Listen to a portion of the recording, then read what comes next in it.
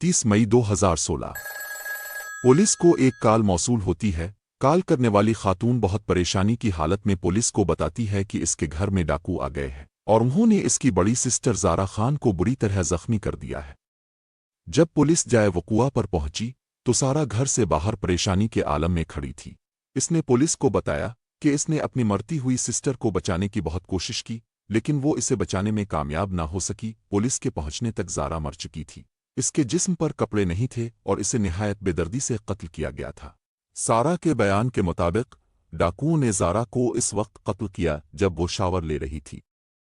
घर में इन दोनों के अलावा ज़ारा के 4 बच्चे थे जो ऊपर वाले पोर्शन में सो रही थे, जबकि उनके वालिदैन और ज़ारा का शोहर कहीं गए हुए थे।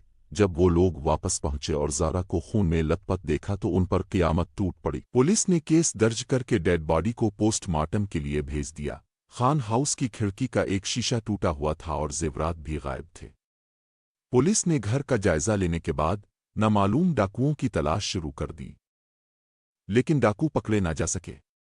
सीसीटीवी में भी डाकुओं का कोई सुराग ना मिल सका। आखिर डाकू कहाँ गए?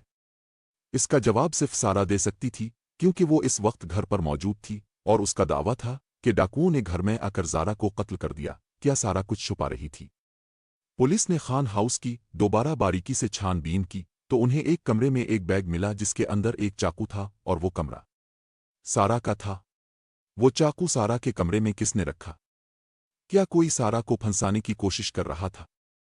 क्या ज़ारा खान को सारा ने ही कत्ल किया था? कई सवाल थे जिनका जवाब नहीं था। पुलिस ने सारा को ज़ारा खान के कत्ल से 8 दिन बाद गिरफ्तार कर लिया। सवाल ये पैदा होता है कि आखिर सारा ने अपनी ही सिस्टर को कत्ल क्यों किया? पुलिस की तफ्तीश के नतीजे में जो हक़ाइक़ सामने आए उन्होंने सबके होश उड़ा दिए। सारा के अपने बहनोई रिजवान के साथ नाजायज़ ताल्लुकात थे और वो 4 साल से सेक्सुअल रिलेशन में थे।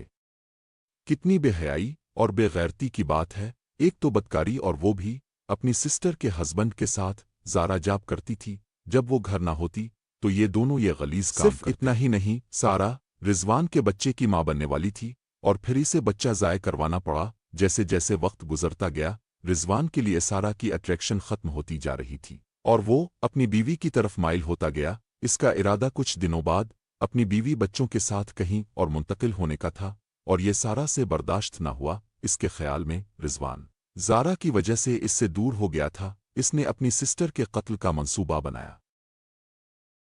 इसने स्टोर से एक चाकू खरीदा और घर वालों के कहीं जाने का इंतजार करने लगी। जल्द ही इसे मौका मिल गया जब सब घर वालों को एक जनाजे पर जाना पड़ा। सारा घर में बच्चों के साथ अकेली थी। इसने काम पर गई ज़ारा को मैसेज किया कि इसका 1 साल का बच्चा बहुत रो रहा है, वो जल्दी घर आए, और ज़ारा आने के लिए निकल पड़ी। सीसीटीवी में ज़ारा को घर आते देखा गया। इसके घर दाखिल होते ही घर की लाइट्स यकदम बंद हो गईं और सारा ने इस पर हमला कर दिया।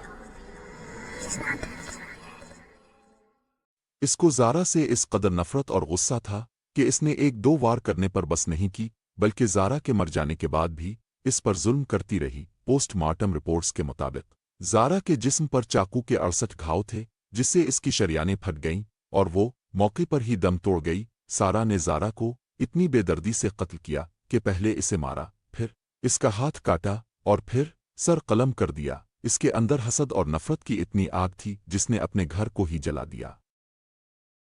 मुजरिम जितना भी शातिर क्यों ना हो, वो कोई ना कोई गलती जरूर करता है जिससे वो पकड़ा जाता है।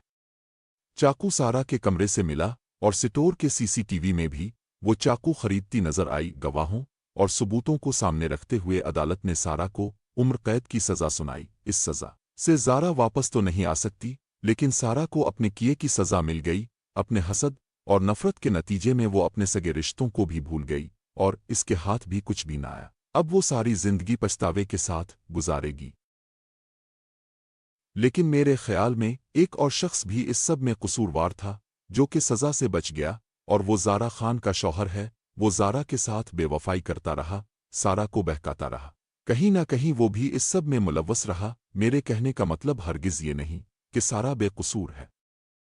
इसने कत्ल जैसा घिनौना जुर्म किया है, लेकिन कोई ऐसा कानून भी होना चाहिए कि जुर्म के शिराकतदारों को भी सजा मिले। आप इस बारे में क्या कहते हैं? क्या ऐसे मामले में सिर्फ औरत ही कसूरवार होती है?